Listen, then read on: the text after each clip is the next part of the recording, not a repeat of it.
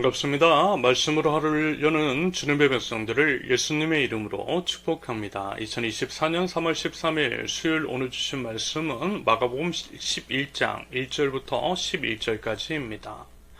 그들이 예루살렘 가까이에 곧 올리브산에 있는 벳바게와 베다니 가까이에 이르렀을 때에 예수께서 제자 둘을 보내시며 그에게 말씀하셨다. 너희는 맞은편 마을로 가거라. 거기에 들어가서 보면 아직 아무도 탄 적이 없는 새끼 나귀 한 마리가 메어 있을 것이다. 그것을 풀어서 끌고 오너라. 어느 누가 왜 이러는 거요? 하고 물으면 주님께서 쓰시려고 하십니다. 쓰시고 나면 지체 없이 이리로 돌려보내실 것입니다. 하고 말하여라. 그들은 가서 새끼 나귀가 바깥 길 쪽으로 나 있는 문에 메어 있는 것을 보고 그것을 풀었다. 거기에 서 있는 사람들 가운데 몇 사람이 그들에게 물었다. 새끼 나귀를 풀다니 무슨 짓이요? 제자들은 예수께서 일러주신 대로 그들에게 말하였다. 그러자 그들은 가만히 있었다. 제자들이 그 새끼 나귀를 예수께로 끌고 와서 자기들의 겉옷을 그 등 위에 걸쳐 놓으니 예수께서 그 위에 올라타셨다. 많은 사람이 자기들의 겉옷을 길에다 폈으며 다른 사람들은 들에서 잎 많은 생나무 가지들을 꺾어다가 길에다 깔았다. 그리고 앞에 서서 가는 사람들과 뒤따르는 사람들이 외쳤다. 호산다! 복되시다! 주님의 이름으로 오시는 분! 복되다! 다가오는 우리 조상 다윗의 나라여! 더 없이 높은 곳에서 호산나! 예수께서 예루살렘에 이르러 성전에 들어가셨다. 그는 거기서 모든 것을 둘러보신 뒤에 날이 이미 저물었으므로 12 제자와 함께 베다니로 나가셨다. 아멘. 예수님은 드디어 십자가를 준비하러 예루살렘에 입성하십니다. 그러면서 여러분, 예수님의 마음이 과연 어떠셨을까요? 예수님은 하나님이시지만 또한 인간으로 오셨습니다. 완전한 하나님이시자 또한 완전한 인간이신 예수 그리스도. 예수님께서 완전한 인간이 되신 이유는 다름이 아니었습니다. 십자가 대속 사역 때문이었어요. 우리의 죄에 대한 대가를 온전히 치르시기 위해 인간의 몸을 입으셨어요. 인간의 몸으로 인간이 당할 수 있는 모든 고통과 고난, 그리고 이제 죽음까지도 경험하시기 위해서 일부러 성육신하신 우리 주 예수 그리스도이십니다. 그렇기 때문에요, 예수님도 분명 두려우셨을 것입니다. 곧 살펴보게 될 테지만 십자가에 매달리시기 전날 밤 겟세마네 동산에서 기도를 하실 때에 마치 땀방울이 핏방울처럼 되도록 기도하셨다라고 하는 것은요, 그만큼 예수님도 두려우셨다라고 하는 것을 드러냅니다. 인간의 몸을 입으시고 인간이 당할 수 있는 그 고통, 그리고 죽음까지 겪으셔야만 했기 때문에 그와 같은 감정을 느끼셨던 것이고요, 피할 수 있으면 피하게 해주시라는 기도를 올려드리셨던 거죠. 여러분, 말하지만 이런 모든 것들을 다 아시고서요, 다시 말해서 곧 있으면 예루살렘 성으로 들어가시면 십자가 순환과 죽으심을 당하신다라고 하는 것들을 다 아시고서요, 예루살렘 성으로 들어가시는 것입니다. 저는 이제 예전에 군대에 들어갈 때도 그렇고요, 수술을 여러 번 받아보면서 수술실에 들어가기 전에도 여러 감정들, 특히 이제 두려움의 감정이 교차했는데요, 이런 것들과는 비교할 수도 없는 십자가라는 것입니다. 그래서요, 사실 더 감사한 거예요. 그럼에도 그 십자가의 길을 향해 뚜벅뚜벅 걸어가신 예수님, 피하지 않으시고요, 십자가 위로 올라가신 우리 주님이 참 감사합니다. 여러분, 부디어 그 은혜와 사랑이 무엇인지를 아실 수 있기를 바라고요, 그것들을 기억하시고 또 감사하실 수 있기를 바랍니다. 예수님께서는 예루살렘에 들어가시기 전에 제자 둘을 보내서 맞은편 마을에서 아직 아무도 탄 적이 없는 새끼 나귀 한 마리를 가져오라고 하십니다. 예수님께서 미리 나귀에 주인에게 귀띔을 해 놓으셔서 그러는지, 아니면 하나님의 주권적인 인도하심에 따른 나귀 주인의 순종인지는 알 수가 없어요. 그것은 이제 해석의 영역이고요, 어떻게 해석을 하든 무관합니다. 중요한 거 아니라는 거예요. 아무튼 예수님의 말씀대로 행하였을 때에 제자들은 정말 예수님의 말씀처럼 순순히 나귀 새끼를 내어주는 것들을 경험했고요, 그래서 이제 그것을 예수님께로 끌고 갑니다. 그리고 예수님은 그 나귀 새끼를 타고 예루살렘 성으로 들어가시죠. 사람들은 예수님을 보면서요, 환영하고 맞이했어요.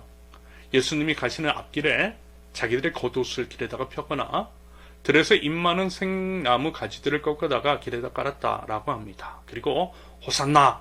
라고 이제 이렇게 외치면서 예수님을 찬양하고 예수님의 입성을 환영하고 축하했다라고 합니다. 여기서 이제 우리가 주목해야 할 것 두 가지입니다. 첫째, 예수님은 세상의 왕, 세상의 정복자와는 다른 분이시라는 것입니다. 여러분, 나귀 새끼입니다. 나귀 새끼는 사실 보잘것없죠. 로마 제국의 황제나 정복자들은요, 크고 멋진 말, 특히 희소성이 있는 백마를 타고 퍼레이드를 했어요. 그것이 말하자면 세속의 논리라는 것입니다. 다시 말해서 멋진 대형 세단을 타고 와야 뭔가 좀 있어 보이고 사람들도 인정하더라는 거예요. 반면에 경차 타면요, 볼품없고요, 사람들이 무시하는 것들이 분명히 있더라는 것입니다. 그러므로 이러한 사람들의 심리를 고려한다면 나귀 새끼가 아닌 크고 멋진 백마를 타고 오시는 것이 맞다라는 거예요. 하지만 여러분, 앞선 본문을 통해서 예수님께서 분명하게 말씀해 주셨잖아요. 예수님은 뭐라고요? 섬기러 오셨다. 세상의 논리는 피라미드의 철저한 계급사회에 있지만 하나님 나라의 논리는 그 피라미드를 전복시키는 능력이고요, 가장 높은 자가 가장 낮은 곳에서 섬기는 것이 하나님 나라의 방식이라고 말씀하셨습니다. 그리고 예수님께서는요, 정확하게 그 말씀대로 사셨어요. 본을 보여주셨다라는 것입니다. 말하자면 그와 같은 맥락으로 나귀 새끼를 타고 입성하신 것을 이해하시면 되겠어요. 여러분, 이미 이제 몇 번 말씀을 드렸습니다. 우리 이의 인식, 세속사 안에 살면서 부지불식간에 물들었던, 그래서 이제 우리를 지배하고 있는 세속의 논리를 십자가에 못 박아야 한다라고 말입니다. 솔직히 여러분, 우리도 그렇지 않나요?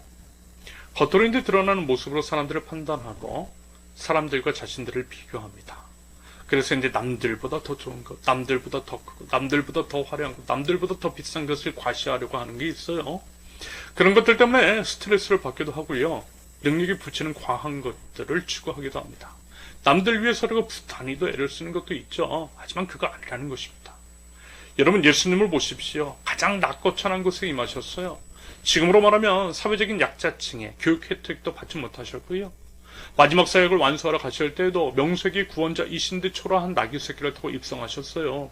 로마 제국의 정복자하고는 전혀 상반된 모습이셨다라는 것입니다. 하지만 여러분, 세상의 정복자는요, 지금도 우리를 여전히 지배하고 짓누르며 여러 기만과 거짓, 부정과 불패를 일삼고 자신의 탐욕을 충족시키기지만 예수님은 오히려 자신의 생명까지 우리를 위해서 내어주셨잖아요. 그렇다면 여러분, 우리의 시선은 과연 어디를 향해 있어야 할까요?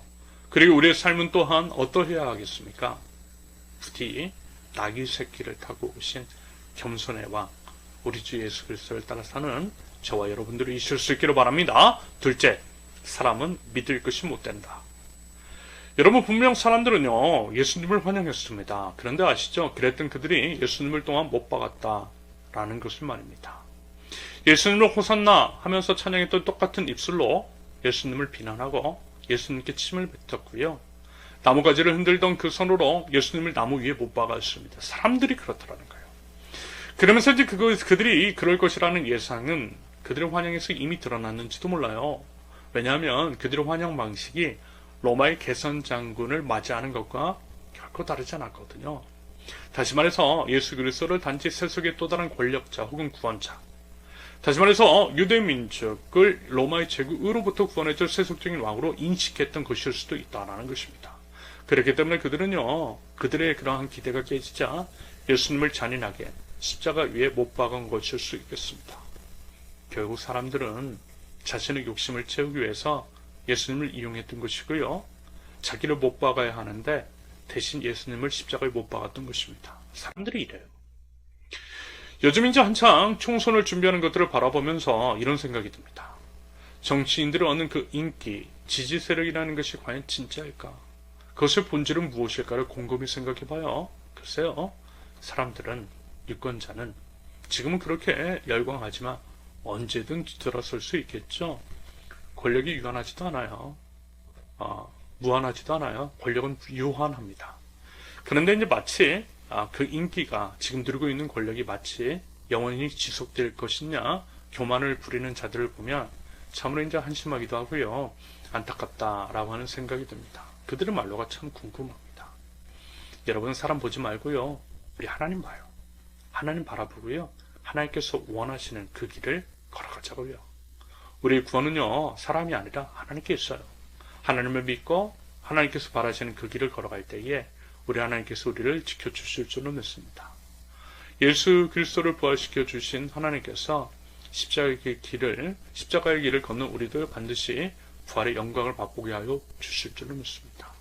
부디 그 믿음 가지고요, 우리의 시선을 주님께 온전히 맞추면서 우리 주님 먼저 걸어가신 십자가의 길을 걸어나갈 줄 아는 하나님 나라 백성들 모두 되실 수 있기를 예수님의 이름으로 축원합니다. 함께 기도합니다. 겸손의 왕 우리 주 예수 그리스도를 바라봅니다. 주님을 바라보고 저희도 주님의 길을 겸손히 걷겠습니다. 사람들이 원하는 것, 사람들이 바라는 것, 사람들 눈에 보기 좋은 것이 아니라 하나님의 뜻을 받들되 그것이 설령 십자가의 길이라 할지라도 믿음으로 우리 주님 의지하며 묵묵하게 걸어나갈 수 있는 힘과 용기를 허락하여 주시옵소서. 아울러서 우리 주님께서 쓰시겠다라고 한다면 제 생명까지도 드릴 수 있는 하나님 그 믿음을 저에게 허락하여 주시옵소서. 예수님의 이름으로 기도합니다. 아멘. 하나님께서 오늘 주신 말씀과 각자의 기도 제목을 놓고 우리 잠시 기도합니다.